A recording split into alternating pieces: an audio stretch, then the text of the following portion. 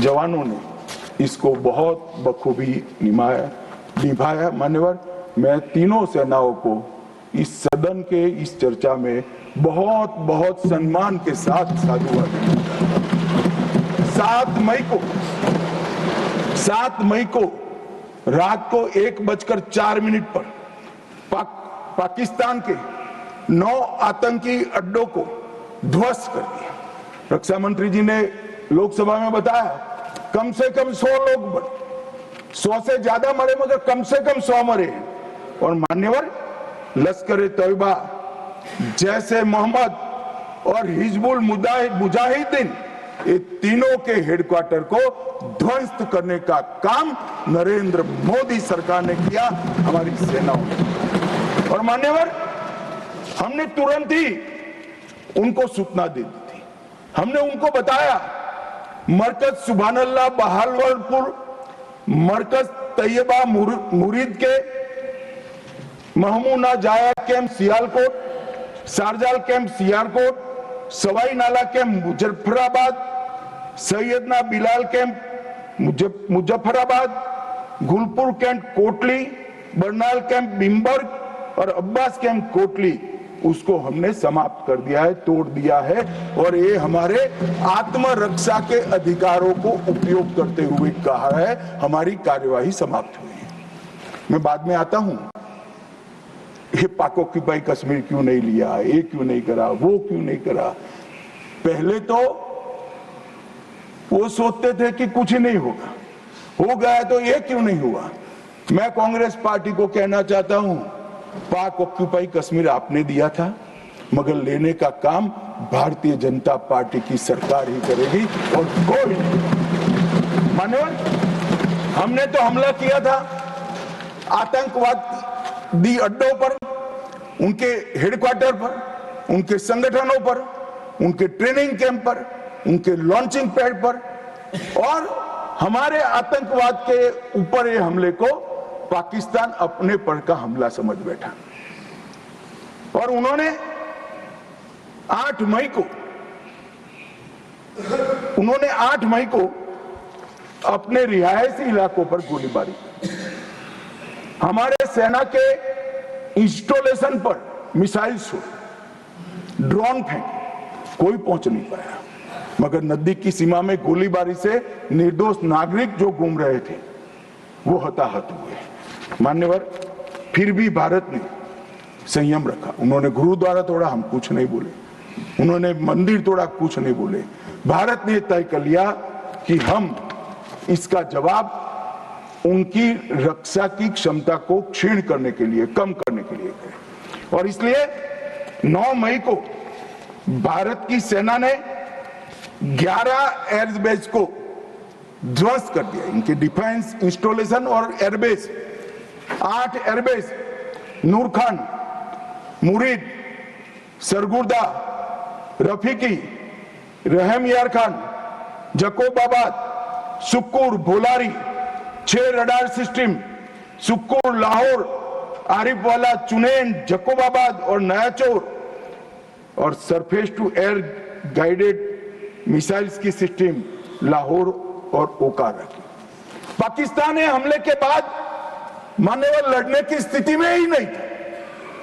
ये पूछ रहे हैं किसके कहने पर समाधान हुआ, किसके कहने पर समाधान हुआ। किसी के कहने पर समाधान नहीं हुआ।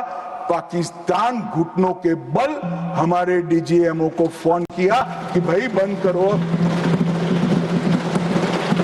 पहले से हमारा मकसद युद्ध का नहीं था, ना पाकिस्तान के अवाम को हम नुकसान करना चाहते थे। मोदी जी ने तुरंत कहा कि अगर पाकिस्तान रोकता है तो रोक लीजिए, और इसको भी राहुल गांधी आगे बढ़ा रहे हैं और पूछ रहे हैं। कुछ लोगों ने आशंका की कि कौन मरा वहां। मान्यवर, उनको मालूम नहीं है। उनके समय में जो जघन्य आपराधिक घटनाएं हुई थी, आतंकवादी घटनाएं हुई थी, वो घटना को घटाने वाले आतंकवादी हमें पूछते थे। मुझे तो कई लोगों ने पूछा कि भाई 90 दिन हुए क्या हुआ, 95 दिन हुए क्या हुआ, रोज 5 फोन आते थे। मगर उनके समय में जो बड़ी बड़ी आतंकवादी वारदातें हुई थी, मुंबई टेंट ब्लास्ट से लेकर मुंबई पर हमले की, उसके आरोपी आतंकवादी हमारे ऑपरेशन सिंदूर में मारे गए। मान्यवर, ऑपरेशन हाफिज मोहम्मद जमील जैसे मोहम्मद का प्रमुख, मौलाना मसूद का बड़ा बहनोई, मुदस्सर खादियान मरकज तैयबा का प्रभारी, मोहम्मद हमजा जमील जैम और ऑपरेटिव मसूद अजहर का भतीजा, मोहम्मद यूनुस अजहर जैसे मोहम्मद का अमीर, मोहम्मद हसन खान जैम ऑपरेटिव, मोहम्मद हसन वो गंभीर रूप से घायल हुए हैं, जैम का वास्तविक प्रमुख अब्दुल मलिक, खालिद अबू अक्स और नोमान मलिक, ये सारे इतने घायल हुए हैं कि अब कुछ कर नहीं सकते। मान्यवर, ये जो हमला हुआ वो उन्होंने इनके दिल पर हमला किया है, आतंकवाद के दिल पर पहली बार प्रहार किया। मान्यवर, पहले भी हमने सर्जिकल स्ट्राइक करी, एयर स्ट्राइक करी। एक प्रकार से सर्जिकल स्ट्राइक और एयर स्ट्राइक दोनों पाक ऑक्यूपाई कश्मीर में थी। मेरे जैसे लोग तो मानते हैं कि हमारी भूमि पर ही हमने हमला किया था, क्योंकि पाक ऑक्यूपाई कश्मीर ये सदन के द्वारा स्वीकारा हुआ संकल्प है कि पाक ऑक्यूपाई कश्मीर भारत का है। मगर पहली बार पाकिस्तान की सरहद में जाकर हमारी सेना ने पराक्रम दिखाया है और आतंकवादियों के अड्डों को, उनके ट्रेनिंग कैंप को और उनके लॉन्चिंग पैड्स को खत्म करने का काम किया है। मान्यवर, ये चिदंबरम साहब कल भाषण में बोले कि ये नहीं कहा जा सकता कि ऑपरेशन सिंदूर निर्णायक था।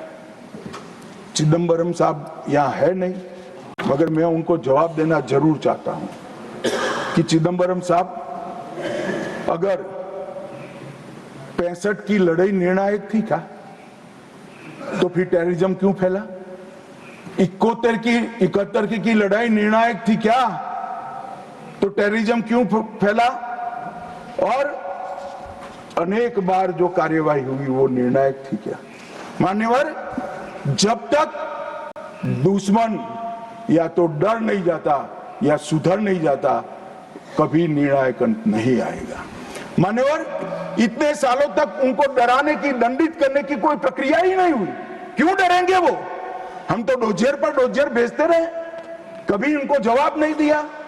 नरेंद्र मोदी ने जवाब दिया। मान्यवर, सर्जिकल स्ट्राइक करी, एयर स्ट्राइक करी और ऑपरेशन सिंदूर, खौफ पैदा हो गया है। मुझे मालूम नहीं, मेरे पास सूचना नहीं, रात को भी जग जाते होंगे, स्वप्न में हमारी मिसाइल से दिखाई पड़ती होगी। ये डर से ही शांति होती है, ये सुधरने वाले लोग नहीं है। मान्यवर, मगर चिदंबरम साहब कहते हैं कि आतंकी पाकिस्तान से आए थे, इसका सबूत क्या है? चिदंबरम साहब, सबूत तो हमारी एजेंसियों ने ढूंढ लिया। अब आप क्या बोले थे, इस पर क्या बोलना चाहते हैं? मान्यवर, इनके चिदंबरम जी के कार्यकाल में ही अफजल गुरी की फांसी जब तक वो गृह मंत्री नहीं गए नहीं हुई। मान्यवर, बंबई का हमला, बंबई के हमले के बाद आज ये दिग्विजय सिंह चले गए हैं, उन्होंने कहा है तो आरएसएस ने कराया था। मान्यवर, ये क्या बोल रहे हैं? किसके लिए बोल रहे हैं? किसको बचा रहे हैं? क्या कहना चाहते हैं? और हिंदू टेरर का सगुफा किसने छोड़ा? मैं आज दुनिया के सामने, देश की जनता के सामने गर्व से कहता हूं कि हिंदू कभी टेररिस्ट नहीं हो सकता। हम कभी टेररिस्ट नहीं हो सकते। क्या कहना चाहते हैं? फर्जी टाइप के केस बनाए, एक भी केस अदालत में नहीं टिका। देशभक्त संगठनों पर आरोप लगाए आपने, सिर्फ आपकी छिछोरी राजनीति के लिए, क्षुल्लक फायदे के लिए। और फिर क्या कर लिया? फिर भी हार गए। हारे तो ना। और अब हर रोज कह रहे हैं कि आप हमेशा है नहीं, आप हमेशा नहीं रहेंगे, आप हमेशा का तो मुझे मालूम नहीं साहब। मैं 61 का हुआ हूं, 14 से 30 साल तक भारतीय जनता पार्टी की ही सरकार रहने वाली है। मैं चिदंबरम साहब को कहना चाहता हूं, आप डाल दो, भारतीय जनता पार्टी की सरकार में जीने 30 साल तक भारतीय जनता पार्टी की सरकार रहेगी। मान्यवर, मैं 2015 में बोला था हमारी उड़ीसा कार्यकारिणी में, भुवनेश्वर कार्यकारिणी में, अब ये 5 साल गिन लो तो 15 तो हो ही गए और 15 भी हो जाएंगे। मान्यवर, भारतीय सेना के लिए कभी भी इन्होंने तैयारियां नहीं की। चीन के कई जवानों ने चीन की लड़ाई के बाद लिखा, हमारे पास बंदूक छोड़िए, कारतूस छोड़िए, नमक, चीनी और माचिस भी उपलब्ध नहीं थी। घनघोर ठंड में पहनने के लिए हमारे लिए ठंड के कपड़े भी नहीं थे। मान्यवर, आज वही सेना ब्रह्मोस से लैस है, आकाश उनके मिसाइलों को तोड़ देता है मान्यवर, और पाकिस्तान की पूरी एयर डिफेंस सिस्टम हमारी सेना आधे घंटे में उसको मलबे में बदल कर रख देती है। मान्यवर, ये नरेंद्र मोदी के शासन में, मोदी जी के शासन में 11 साल में परिवर्तन, गोली नहीं बना पाते थे। मैं बाद में बताता हूं, लाखों करोड़ों का सामान हम बना रहे, विदेश में भेज रहे हैं, एक्सपोर्ट कर रहे हैं। हमारी सेना का काफी सारा कई सारी चीजें हमने ब्लैकलिस्ट कर दी, इंपोर्ट नहीं कर सकते। और R&D के लिए एक बहुत बड़ा इकोसिस्टम बनाने का काम देश के प्रधानमंत्री नरेंद्र मोदी ने किया है। सेना और पूरे देश को मोदी जी की ये पहल पर, आत्मनिर्भर भारत के गर्व पर, और हमारे सेना के जवानों का हथियार उनको ऐसा देना चाहिए, इस बात की चिंता पर देश और सेना मोदी जी पर गर्व कर सकती है। मान्यवर,